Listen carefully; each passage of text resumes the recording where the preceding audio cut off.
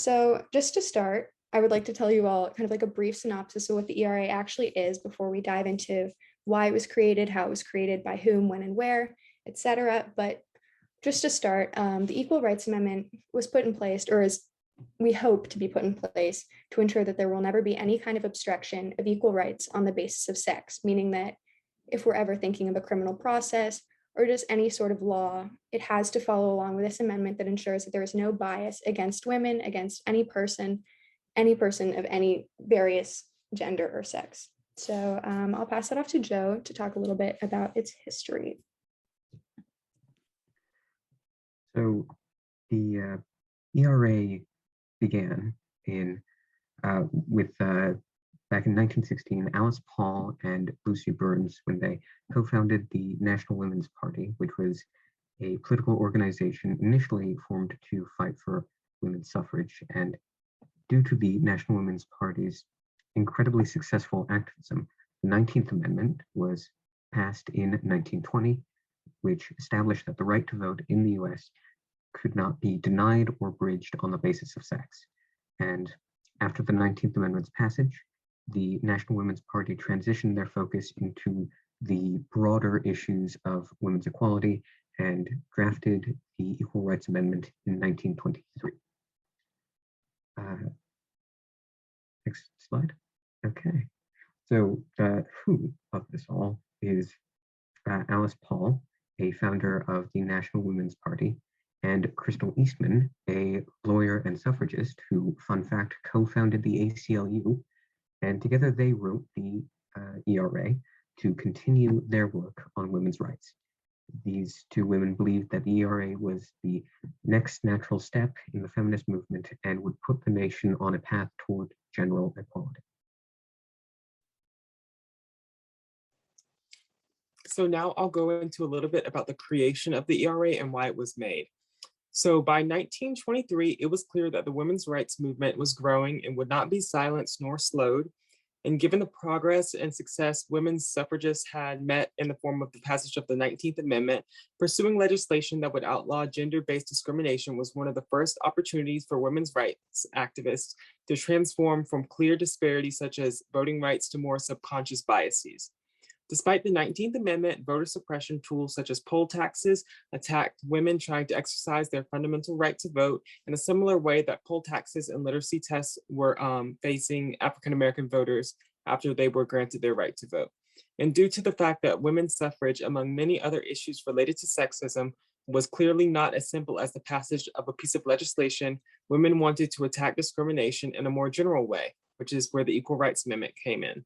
Although by the 1920s that women were able to vote, own land, work, and take on a number of responsibilities that weren't allowed in previous centuries and had been deemed inappropriate, sexism was still prevalent in our society, whether that appeared in the pay gap, poll taxes, or stereotypes.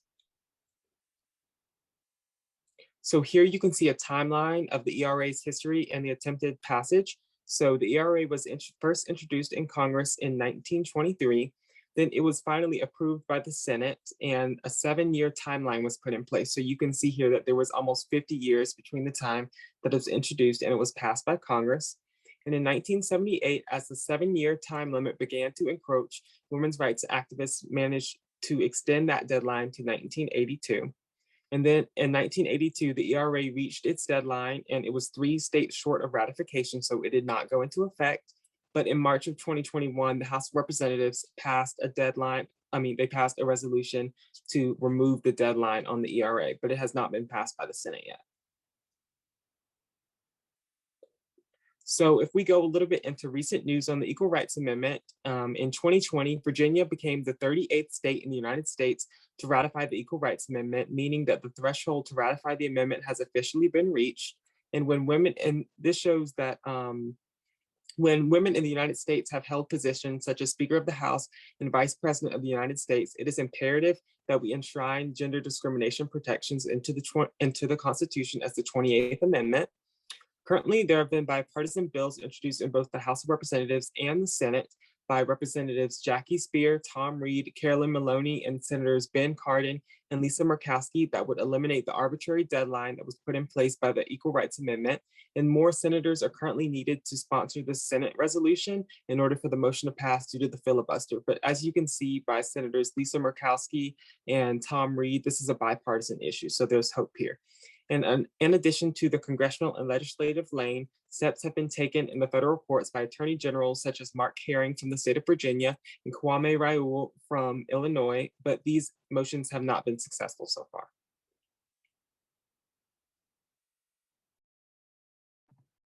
Okay, so here you can see Speaker Nancy Pelosi and a number of women Democratic lawmakers celebrating the passage of the bill to remove the deadline from the ERA. They are wearing white in honor of women suffragists from the 1920s. That bill passed the House of Representatives by 222 to 204 on a bipartisan vote, with all Democrats voting yes and 4 Republicans joining them. And I should also note the bill to remove the deadline in the Senate, Senate Joint Resolution 1, is still being held up, but please tell your senators to vote yes. Okay, thank you so much, Austin and Joe. That was really informative. I hope that you've all been able to follow along either on the document or just by listening to this presentation. But given what we've just learned about gender equality in the ERA, one might wonder what exactly has changed in the century that's passed since it was first written. So to start, COVID-19 has pushed the time needed to close the global gender gap by an entire generation, meaning that it has gone from 99.5 years to 135.6 years.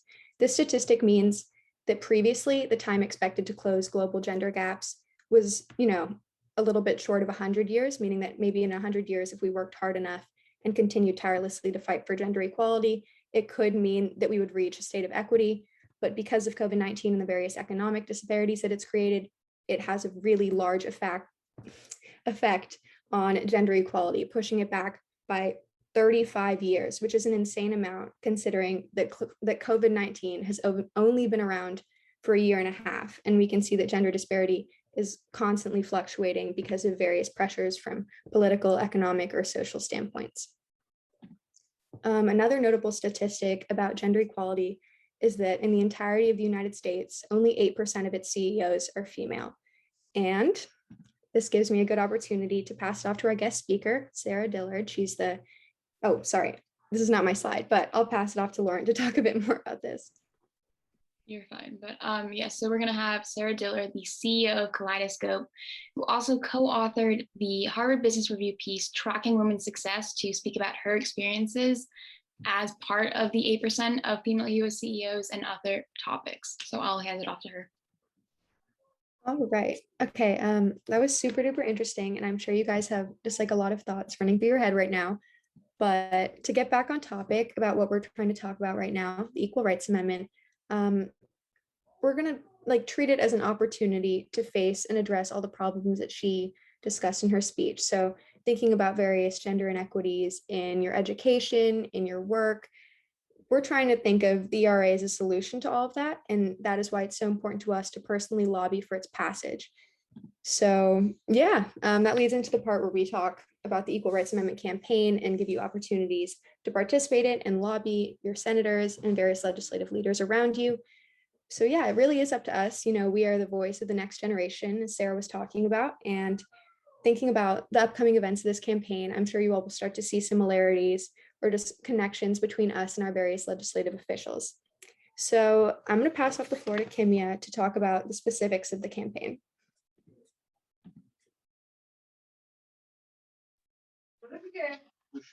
The campaign is an effort by the T4B, sponsored by the partnering organizations such as Generation Ratify, ERA Coalition, Future Coalition, Teen STEM, and Project Pink Tax to pass the ERA.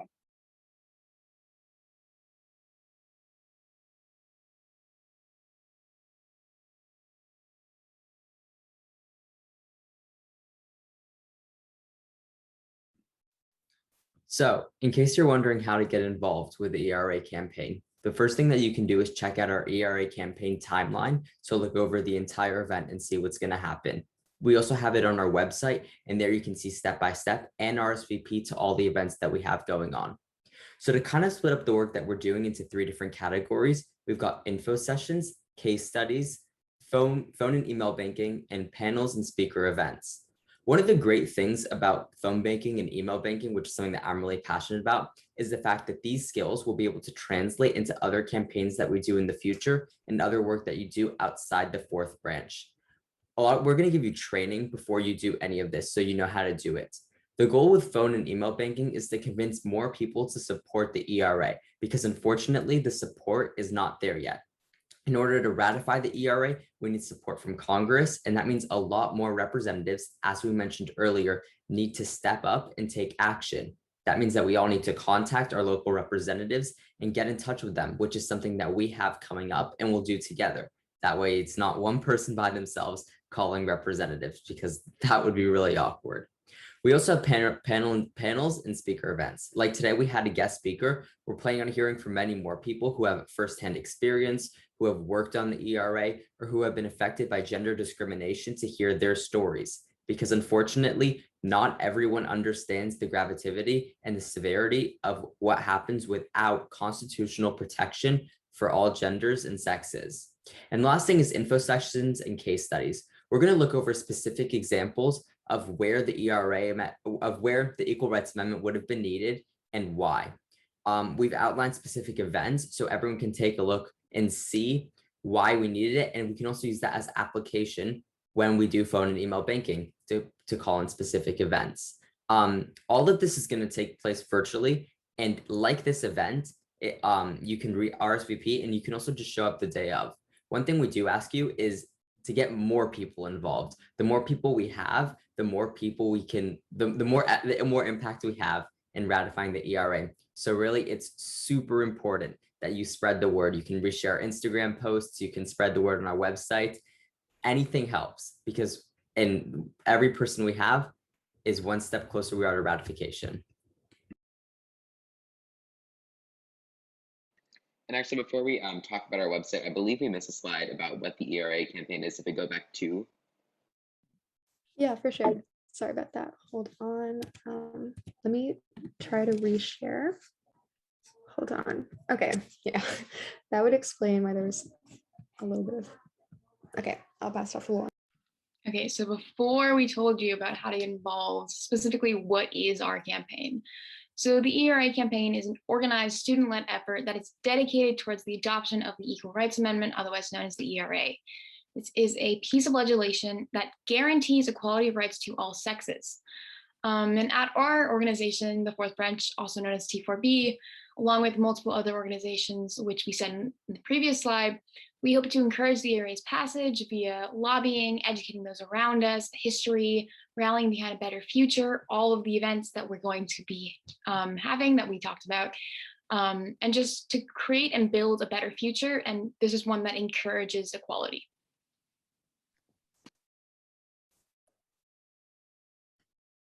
All right, so now I get to talk about our lovely website.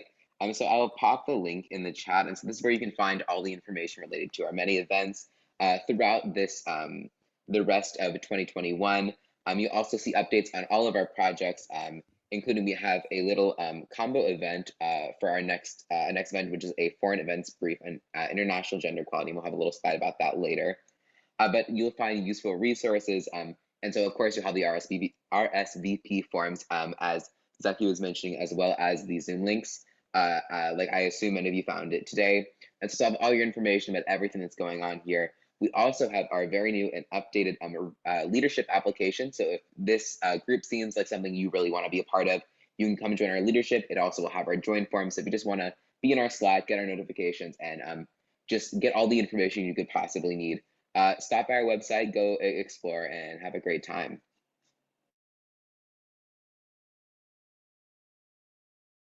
Okay, sorry about a little bit of the confusion back there about skipping a slide, but hearing all of this, just like about the campaign in general and about the Equal Rights Amendment, do any of you guys have any questions?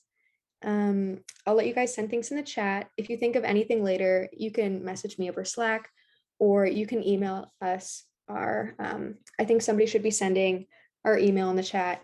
And just like, yeah, I'll give you guys a few minutes. If you have any questions, just think of them, pop them in the chat, and we'll try and answer them as they come.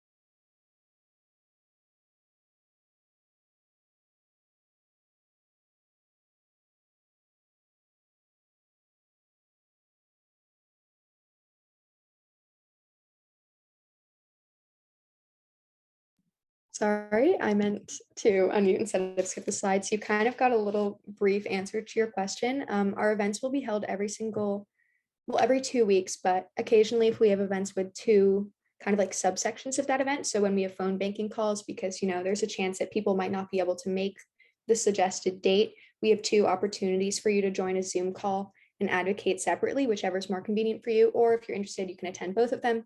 The same is true for the case studies, which we talked about earlier, where we're going to be going into more depth about specific court action relating to gender inequality.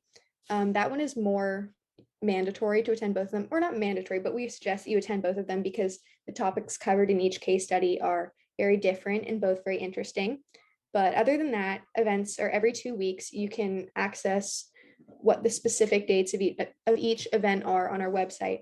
And for events like the case studies and the phone banking sessions, those will be held every week instead. So in the 2 week span between one event and the event before, there will be an additional event that you can attend if you can't make the phone/email banking session 2 weeks after the previous event. I hope that made sense because I don't think I explained that very well. But I don't see too many other questions. If you guys do come up with any other questions, you have our email in the chat, or I don't think, actually, I'm not sure that you do. So I will send that out here. It's just, oh, okay. Yeah, Josh sent out some information about the website, but if you do want to email us, this is our email. And you can also privately text me or DM me over Slack if you have any questions that you just can't find our email for. Well, awesome. I'm glad that things are pretty clear. I'm going to pass it off to Lauren to talk about our next event, which is in 2 weeks, and will be about gender inequality on the foreign scale. Okay, yes. So our next event, as she just said, is going to be a foreign events brief on international gender equality. I'm going to be leading this and potentially a couple others on our leadership board. So please show up if you want to hear more about how gender equality exists in the international community, but also how the ERA is affecting the international community as well. This will be on October 10th. It's going to be the same time as the current one, 5:30. It should last maybe, I think, around an hour. We're going to be doing a bunch of different things, as in I'm going to give some context as to what the event actually is, which the actual topic, you'll have to come to figure out what it is. But it's going to be really fun. And then we're going to talk about, have some discussion amongst ourselves. So it'll be a very interactive event. And then finally, there'll be a lot of resources that you can watch, read, volunteer, donate, anything of that sort. And these also will be a reoccurring event. So sometimes they'll be tied to our campaign, such as this one. Sometimes they won't be, and they'll be focused more on current events unrelated. And also this is an opportunity for our members to help out if you don't have the time to be part of a leadership position, but want to be involved. We hope that you can maybe give us an issue that you're currently very passionate about, and then you can send it to me. We also have a form that I'll talk about at this meeting for you to submit things that are important to you. And then you can help us with the research or even potentially helping lead that event. Yeah, so this is on the October 10th at 5:30, and I hope all of you can show up. Yeah, thanks so much, Lauren. So just a reminder, since our event is October 10th, the one after that will be November 3rd, if we're following the every 2 weeks schedule.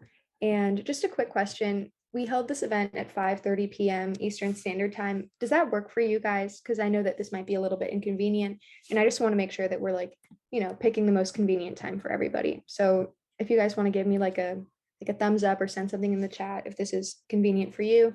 If not, we can totally pick another time today.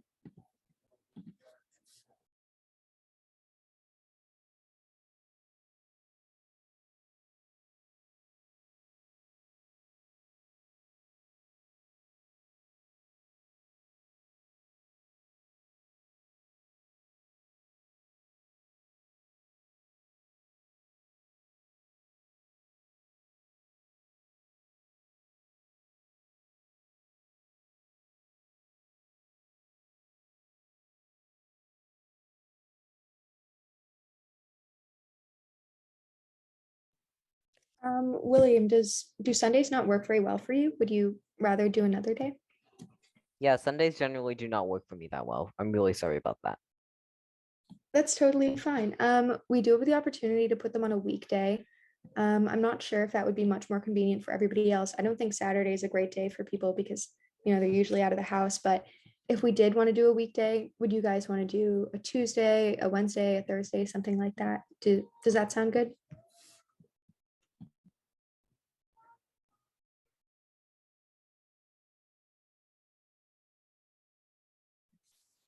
Okay, I can send out a link in our Slack channel later talking about various times where you guys are most free. I can send out a when to meet and you can fill out the times that are most convenient for you and we can move on from there. But otherwise, I think it's safe to assume that our next event will be 2 Sundays from now at 5:30 p.m. Eastern Standard Time.